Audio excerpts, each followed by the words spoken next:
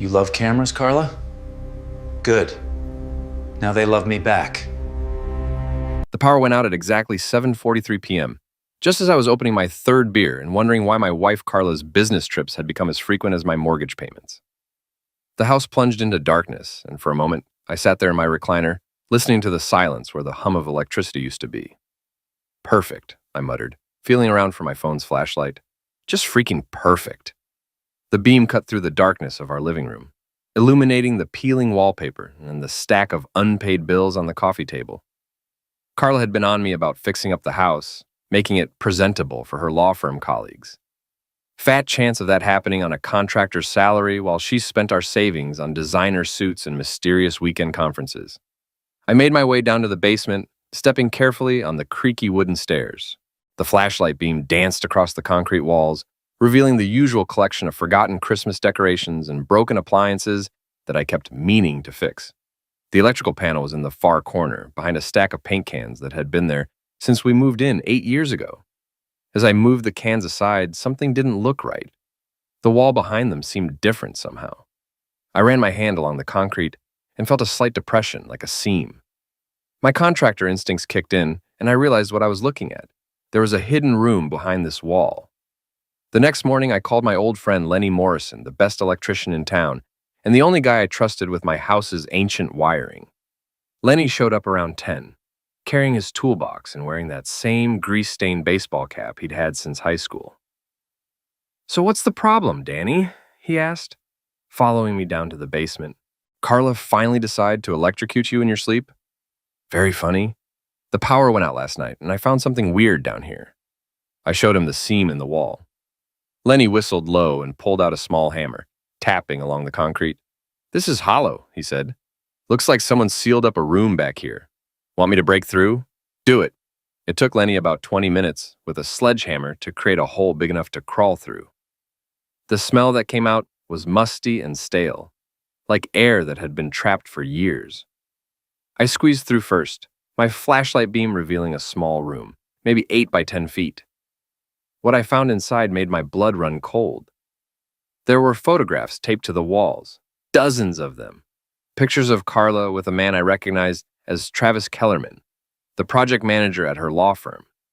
They were in compromising positions, some of them taken right here in our house, in our bedroom. There was a small desk with a laptop, stacks of love letters, and a shoebox filled with lingerie I'd never seen Carla wear. But the worst part was the camera equipment, professional stuff with long lenses and recording devices. Someone had been documenting my wife's affair in excruciating detail. "Jesus Christ, Danny," Lenny whispered behind me. "What the heck is this?" I picked up one of the letters, my hands shaking. It was in Carla's handwriting, addressed to my darling T. The content was explicit enough to make me sick. She wrote about how boring I was, how she couldn't wait to be free of our pathetic little life and move on to something better. "How long do you think this has been going on?" I asked. Lenny examined the camera equipment. "This stuff's expensive, professional grade. I'd say at least a year, maybe longer." He paused, looking uncomfortable. "Danny, I hate to tell you this, but I've seen Travis around your neighborhood before. Usually when you're at work and Carla's supposed to be at the office." I felt something dark and cold settling in my chest. Not just anger, but something deeper. A calculating fury that I'd never experienced before. "You know what the worst part is, Lenny?" "What's that?" "I didn't install any of these cameras, which means someone else has been watching too." I spent the next 3 days going through everything in that hidden room while Carla was at another one of her conferences. The deeper I dug, the more elaborate the betrayal became. There were receipts for hotel rooms, restaurant bills, even jewelry purchases that I'd never seen. My wife had been living a completely separate life, funded by our joint savings account. But the real bombshell was hidden in a manila folder at the bottom of the desk drawer. Legal documents. Divorce papers, already filled out and notarized, just waiting for signatures. A restraining order application, claiming that I was emotionally and physically harmful and aggressive. Character witness statements from people I thought were friends, describing me as unstable and violent. The coup de grace was a psychological evaluation report, supposedly documenting my dangerous behavior patterns and recommending that I be removed from the home immediately. It was signed by Dr. Jennifer Walsh, Carla's best friend since law school. They weren't just planning to end our marriage, they were planning to destroy me completely. I called in sick to work and spent the day making copies of everything, storing the originals in a safety deposit box across town. If Carla wanted to play dirty, she was about to learn that an underestimated contractor could be far more dangerous than any smooth-talking lawyer. The first step was surveillance. I borrowed a van from my business partner and started following Travis. The guy was predictable as clockwork. Every Tuesday and Thursday, he'd leave the law firm at exactly 5:30 and drive to the Riverside Motel on the outskirts of town. He'd wait in room 237 until Carla showed up around 6. On Thursday evening, I decided to send my first message. I waited until they were both inside, then went to work on Travis's precious BMW. I keyed a long scratch down the driver's side, then stuffed raw shrimp deep into the exhaust pipe. The smell would be unbearable once the car heated up. For the finishing touch, I left a note under his windshield wiper. Next time, try a different socket. A concerned electrician. The next morning, Carla came home in a foul mood, slamming doors and muttering about juvenile pranks. She didn't know I was watching from the kitchen window as she made a hushed phone call in the driveway, probably to Travis. "Problems at work, honey?" I asked innocently when she came inside. "Some idiot vandalized Travis's car last night. The police think it might be related to a case he's working on. That's terrible. I hope they catch whoever did it." She looked at me suspiciously, but I kept my expression neutral. 20 years of marriage had taught me how to hide my thoughts from Carla when necessary. That weekend was the law firm's annual summer gala, a fancy charity dinner that Carla had been looking forward to for months. She'd bought a new dress, made an appointment at the salon, the whole 9 yards. She assumed I'd skip it like I usually did, claiming I had nothing to wear and didn't fit in with her colleagues. This year, I surprised her. I showed up at the country club in my best suit, the one I'd worn to my father's funeral. Carla's face went white when she saw me walk into the ballroom. Travis, standing next to her with a drink in his hand, looked like he'd seen a ghost. "Danny!" Carla said, her voice pitched too high. "I didn't think you were coming." "Wouldn't miss it for the world, sweetheart. This is Travis, right? I've heard so much about you." I extended my hand to Travis, gripping his fingers just a little too hard. He winced and pulled away quickly. "Nice to finally meet you," he said, avoiding eye contact. "Likewise. Carla talks about you constantly. She says you two work very closely together." The evening progressed with painful small talk and forced smiles. I made sure to stay close to Carla and Travis, inserting myself into every conversation, making subtle comments that only they would understand. When the time came for toasts, I volunteered to speak. "I'd like to raise a glass," I said, standing at the microphone, "to all the hard-working people who keep the lights on in this town, to the power couples who know how to make real connections." I looked directly at Travis. Here's to never getting burned by a faulty wire. The applause was polite but confused. Travis had gone pale and Carla was gripping her wine glass so hard I thought it might shatter. After the dinner, I followed them out to the parking lot, staying far enough back to avoid detection. I watched as they had what looked like a heated argument next to Travis's repaired BMW. Carla kept pointing at the hotel across the street, but Travis was shaking his head vigorously. Finally, he got in his car and drove away, leaving my wife standing alone under the streetlight. When I got home, there was an envelope slipped under our front door. Inside was a USB drive and a note. "If you want to know the real truth about what's been happening in your house, check this out. A friend." I plugged the drive into my laptop and nearly dropped it when I saw what was on it. Video files, dozens of them, showing the interior of our house from multiple angles. Our bedroom, the living room, even the kitchen. Someone had been recording everything that happened in our home for months. But here's what really made my blood run cold.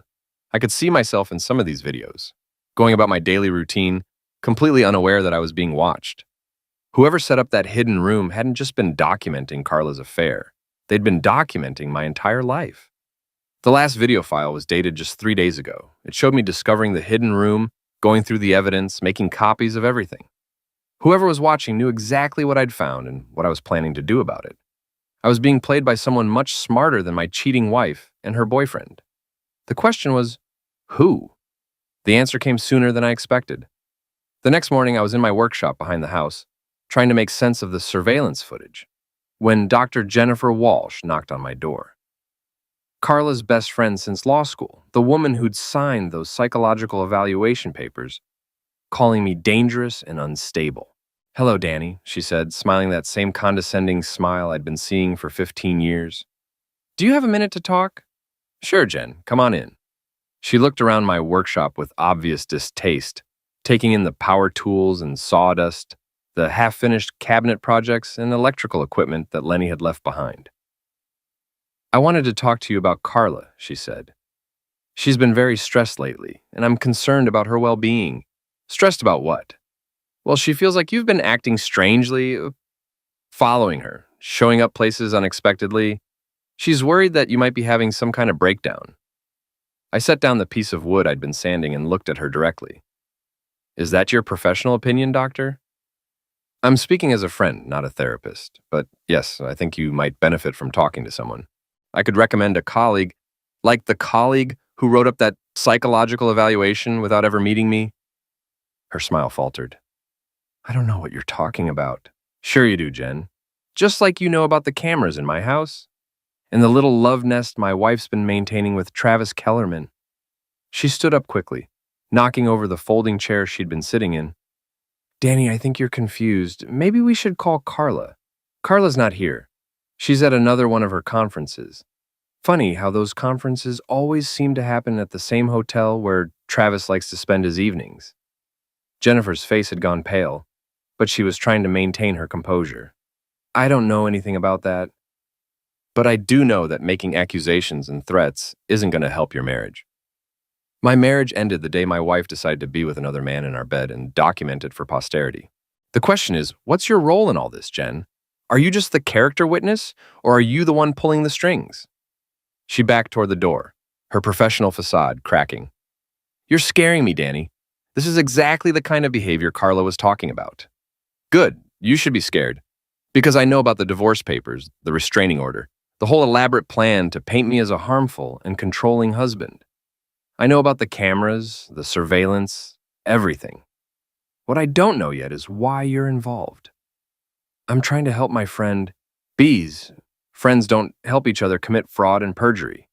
There's something else going on here, and I'm going to find out what it is. She practically ran out of my workshop, fumbling with her car keys as she hurried to her Mercedes. I watched her drive away, my mind racing. Jennifer Walsh wasn't just Carla's friend and accomplice. She was the mastermind behind the whole operation, but why? What did she gain from destroying my marriage? The answer came to me that evening while I was going through the surveillance footage again. In one of the videos from about 6 months ago, I saw Carla and Jennifer in our living room, having what looked like an intense conversation. I'd been at work, so I had no idea what they'd discussed, but their body language suggested it was serious. I enhanced the audio and played it back through headphones. What I heard made everything click into place. Can't keep doing this, Carla was saying. Danny's going to find out eventually. No, he won't, Jennifer replied. He's too trusting, too stupid. By the time he realizes what's happening, it'll be too late. But what if he fights the divorce?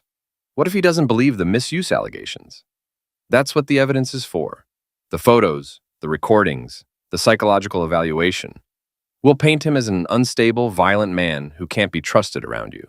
The judge will have no choice but to grant the restraining order and award you the house. And then we sell it and split the proceeds. Your half, plus the insurance money from Danny's accident, should be more than enough for us to start over somewhere else. Insurance money from my accident. They weren't just planning to divorce me and take everything I owned. They were planning to end me and make it look accidental. I sat back in my chair feeling a cold rage settle over me like a blanket. My wife and her best friend weren't just cheaters and liars. They were would-be those willing to take a life, and I was their target. Well, if they wanted to play for keeps, I was ready to show them what a real predator looked like. The next morning, I called my insurance company and made some inquiries about my life insurance policy. Sure enough, there had been several recent calls asking about the payout process, the documentation required, and the timeline for claims processing. The calls had come from a number I recognized, Jennifer Walsh's office. I also checked our joint bank accounts and discovered that Carla had been slowly siphoning money into a separate account that I didn't have access to. Small amounts at first, but increasingly larger withdrawals over the past few months. She was building a nest egg for her new life, funded by my labor and our shared assets. It was time to turn the tables. I started with Travis because he was the weakest link in their chain. I'd been watching him long enough to know his routines, his habits, his vulnerabilities. The man was vain, insecure, and completely dependent on his reputation at the law firm. So I decided to destroy that reputation. I created a fake email account and started sending anonymous tips to the firm's human resources department. Photos of Travis leaving the motel with married women, copies of expense reports showing personal charges on company accounts, audio recordings of him making inappropriate comments about female colleagues taken from the surveillance footage of his meetings with Carla. Within a week, Travis was called into a disciplinary hearing. Within 2 weeks, he was on administrative leave, pending a full investigation. His access to the firm's files was revoked, his company credit cards were canceled, and his future at the firm was looking very dim indeed. But that was just the appetizer. Travis started calling our house at all hours, desperate and panicked. I made sure to answer the phone whenever he called, speaking in my most pleasant, helpful voice. "Danny, I need to talk to Carla," he'd say, his voice tight with stress. "She's not available right now, Travis. Can I take a message? This is important. There are things happening at work, accusations being made. That sounds serious. Have you considered hiring a good attorney? I hear my wife is excellent, though she's been pretty busy with her caseload lately. You don't understand. Someone's been spreading lies about me, sabotaging my career. That's terrible, Travis. Who would do such a thing? Do you have any enemies?" The conversations always ended with him hanging up in frustration. Carla would get similar calls on her cell phone, which led to hushed, frantic conversations in our bedroom. I could hear her through the thin walls, trying to calm him down, promising that everything would work out. But everything was not going to work out. Not for them. My next target was Jennifer Walsh. I'd done some research into her practice and discovered that she'd been having her own ethical problems. Several former patients had filed complaints with the state medical board, alleging that she'd violated doctor-patient confidentiality and engaged in inappropriate relationships with clients. I reached out to those former patients, posing as an investigative journalist working on a story about professional misconduct. What I learned was deeply troubling.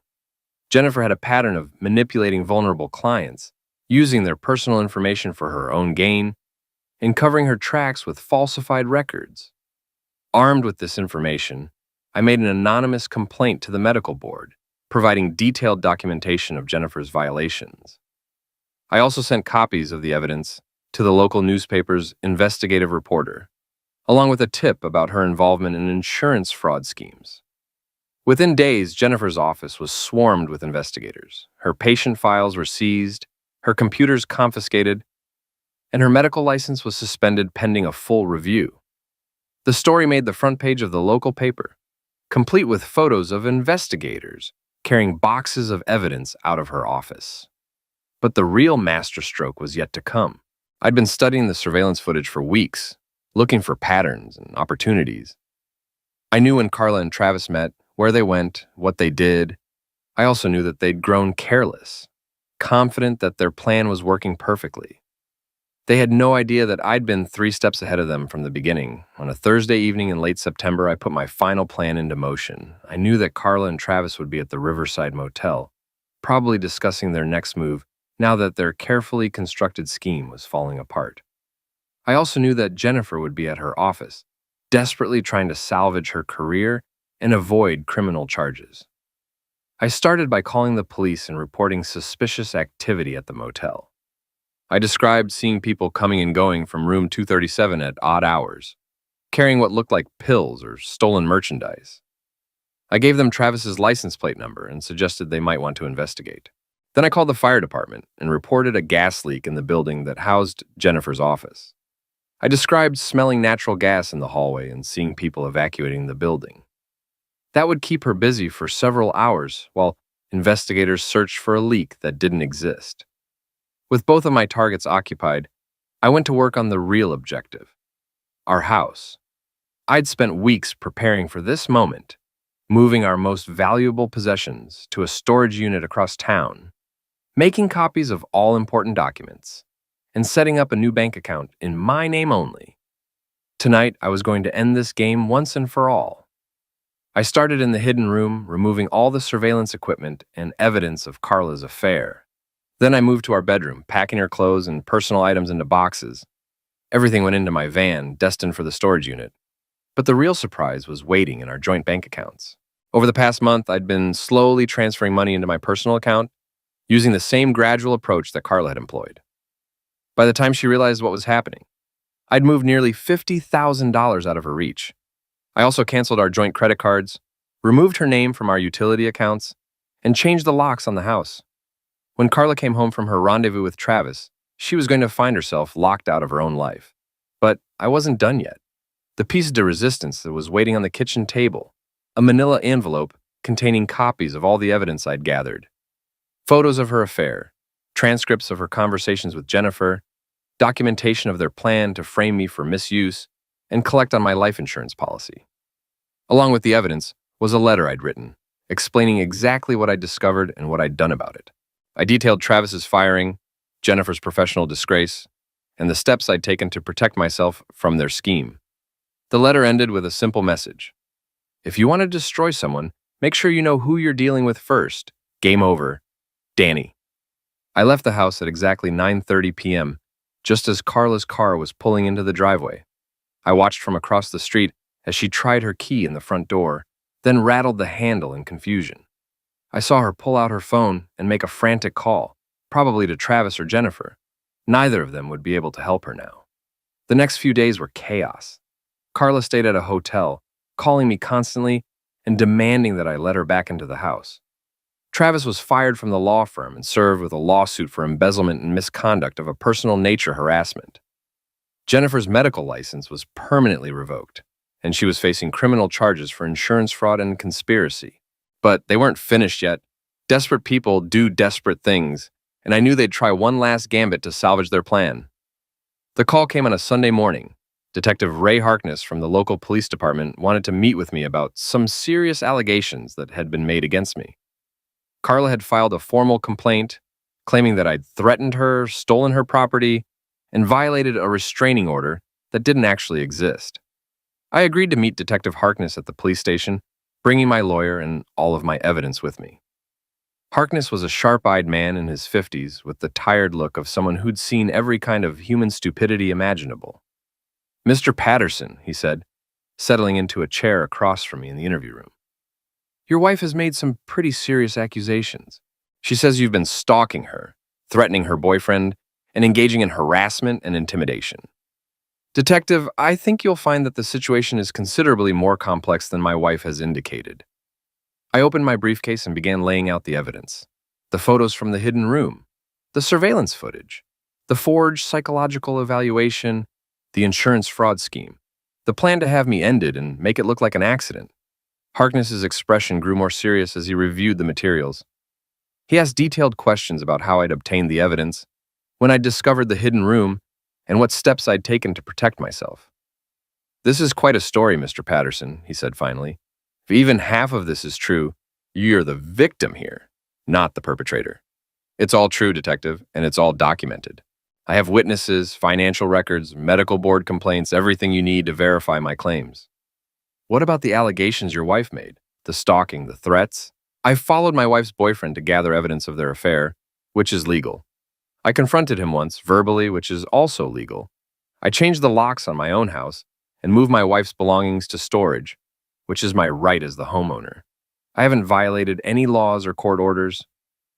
Harkness nodded slowly. "And the restraining order she mentioned? Doesn't exist. It's part of a collection of forged legal documents that she and her accomplices prepared to use against me. You can verify that with the court clerk." The detective spent another hour going through the evidence, making notes and asking follow-up questions. Finally, he leaned back in his chair and shook his head. "Mr. Patterson, in 30 years of police work, I've never seen anything quite like this. Your wife and her friends didn't just commit adultery. They committed fraud, conspiracy, attempted homicide, and a dozen other felonies." "What happens now?" "Now I arrest them. All of them." The arrests happened simultaneously. Carla was taken into custody at her hotel. Travis was arrested at his apartment. Jennifer was arrested at her lawyer's office, where she'd been trying to negotiate a plea deal for her medical board violations. The charges were extensive: conspiracy to commit homicide, insurance fraud, perjury, forgery, embezzlement, and criminal harassment. The evidence was overwhelming, and none of them had credible defenses. But I wasn't satisfied with just seeing them arrested. I wanted them to understand exactly how completely they'd been outmaneuvered. I arranged to meet with each of them before their trials, ostensibly to discuss possible plea agreements. In reality, I wanted to look them in the eye and explain how they'd been beaten at their own game. Travis was first. He looked terrible when they brought him into the visitor's room at the county jail. His expensive suit had been replaced with an orange jumpsuit, and his confident demeanor had crumbled into desperate panic. "Danny, thank God," he said, sitting down across from me. "This is all a misunderstanding. Carla and we never meant for things to go this far. Save it, Travis. I know about the insurance money. I know about the plan to make my death look accidental. I know everything." His face went white. "That was Jennifer's idea, not ours. Carla and I just wanted a divorce. Bees. You wanted me dead so you could take my house, my money, and my life. But you made one crucial mistake." "What mistake?" "You underestimated me. You thought I was just some dumb contractor who wouldn't notice his wife cheating. You thought I'd roll over and let you destroy me without fighting back. Danny, please, if you drop the charges, I'll disappear. You'll never see me again." "The charges aren't mine to drop, Travis. They're criminal charges filed by the state. You're going to prison for a long time, and there's nothing I can do to change that, even if I wanted to." I stood up to leave, then turned back for one final comment. "By the way, Travis, your BMW was repossessed yesterday. Apparently, you missed a few payments while you were busy planning my homicide." Jennifer was next. The former doctor looked haggard and defeated when she shuffled into the visitor's room, her hands shackled to a chain around her waist. "You son of a witch," she said, glaring at me with undisguised hatred. "You destroyed my life." "No, Jennifer, you destroyed your own life. I just made sure everyone found out about it." "I was trying to help my friend. You were trying to commit homicide for money. Don't dress it up as friendship." She leaned forward, her voice dropping to a venomous whisper. "You think you're so smart, don't you? You think you've won? I know I've won. You're going to prison. Your career is over. Your reputation is ruined. Your co-conspirators have already started blaming you for everything. I'd say that's a pretty decisive victory. This isn't over, Danny. When you get out, you'll be a 60-year-old ex-convict with no money, no career, and no friends. I'll be living in my house, running my business, and enjoying my life. This is very much over, Jennifer." Finally, there was Carla, my wife of 20 years, the woman I'd loved and trusted and built a life with. She looked smaller somehow in her jail uniform, diminished by the weight of her crimes and the collapse of her elaborate scheme. "Hello, Danny," she said quietly when she sat down across from me. "Hello, Carla. I suppose you're here to gloat?" "Actually, I'm here to ask you a question. Why? We had a good life together. We had a nice house, financial security, a future. Why did you throw it all away?" She was quiet for a long moment, staring at her hands. When she finally looked up, there were tears in her eyes. "Because I was bored, Danny. Bored with our life, bored with our routine, bored with being married to a contractor who was satisfied with mediocrity, so you decided to have me ended. That was Jennifer's idea. I just wanted a divorce, but she convinced me that you'd fight it, that you'd make things difficult. She said it would be easier if you just weren't around anymore." "Easier for who, Carla? For you or for the insurance company that would have to pay out $1 million death benefit?" She didn't answer, which was answer enough. "You know what the funny thing is?" I continued. "If you'd just asked for a divorce, I probably would have given it to you. We could have split everything fairly, gone our separate ways, maybe even stayed friends. Instead, you chose to destroy both of our lives." "I know," she whispered. "I know I made a mistake.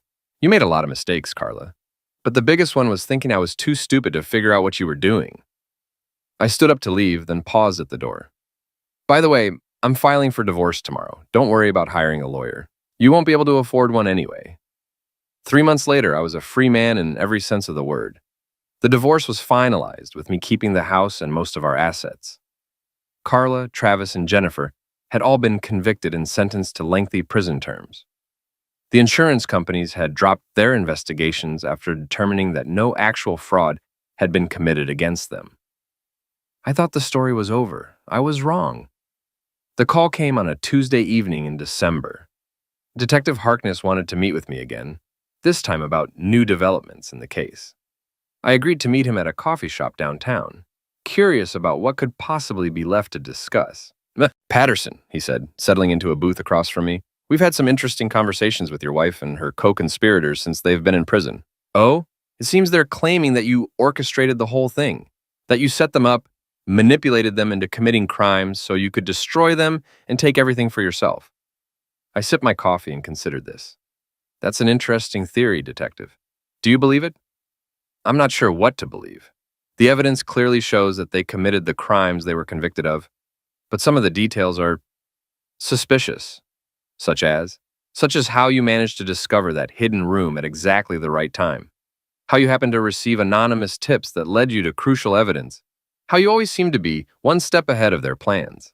I smiled. Detective, are you suggesting that I'm some kind of criminal mastermind? I'm suggesting that you're a lot smarter than you let on. The question is, how smart? I leaned back in the booth, studying Harkness's weathered face. He was fishing, looking for something that would make sense of the nagging doubts that had been bothering him for months. Detective, let me ask you something. If I had orchestrated this whole thing, if I had manipulated my wife and her friends into committing crimes so I could destroy them, would that make me a criminal? That would depend on exactly what you did and how you did it. But hypothetically, if I had simply provided them with opportunities to reveal their true nature, if I had documented their crimes and turned the evidence over to the proper authorities, would that be illegal? No, it wouldn't be illegal, but it would make you a very dangerous man. I finished my coffee and stood up. Detective, my wife tried to have me ended so she could steal my money and run away with her boyfriend. Her best friend, a licensed psychologist, helped her forge documents and plan my homicide. Her boyfriend embezzled money from his law firm and engaged in inappropriate conduct toward his colleagues. These are not good people who were led astray. These are criminals who got caught. And you had nothing to do with that? I had everything to do with it. I gathered evidence, I protected myself, and I made sure that justice was served. If that makes me dangerous, then I suppose I'm dangerous. I left Harkness sitting in the coffee shop, staring into his empty cup and trying to figure out exactly what kind of man he'd been dealing with. The truth was more complex than he could imagine. I had discovered the hidden room by accident, but everything that followed had been carefully planned and executed. I'd received anonymous tips, but only because I'd sent them to myself using untraceable email accounts and burner phones. I had stayed one step ahead of their plans because I'd been monitoring their communications and predicting their moves. Most importantly, I hadn't manipulated them into committing crimes. I'd simply created situations where their existing criminal intentions would be exposed and documented. Carla had been planning to divorce me and take everything long before I started fighting back.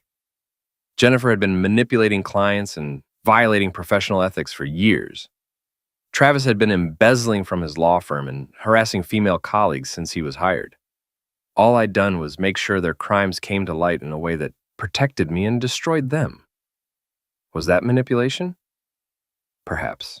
Was it justice? Absolutely. 6 months later, I received a letter from Carla in prison. She'd been thinking about our conversation, she wrote, and she wanted me to know that she understood what I'd done. She wasn't angry anymore, just impressed by the elegance of my revenge. You played us perfectly, she wrote. You made us think we were the hunters when we were really the prey. You let us dig our own graves and then handed us the shovels. I have to admit, Danny, I never knew you had it in you. She was right, I'd never known I had it in me either. But when someone tries to destroy your life, steal your money, and have you having your life taken, you discover capabilities you never knew you possessed. You learn that the quiet, unassuming contractor can be far more dangerous than the smooth-talking lawyer or the manipulative psychologist. You learn that the best revenge isn't getting mad, it's getting even. I folded Carla's letter and put it in the filing cabinet with all the other evidence from the case. Then I went back to my workshop where I was building a new kitchen table to replace the one where I'd left that final envelope for my cheating wife. The house was quiet and peaceful now, free of surveillance cameras and hidden rooms and whispered conspiracies. It was mine, completely and legally, along with the money and the business and the life that Carla had tried to steal. I'd won. Not just the battle, but the war. And the best part was, I'd done it all without breaking a single law.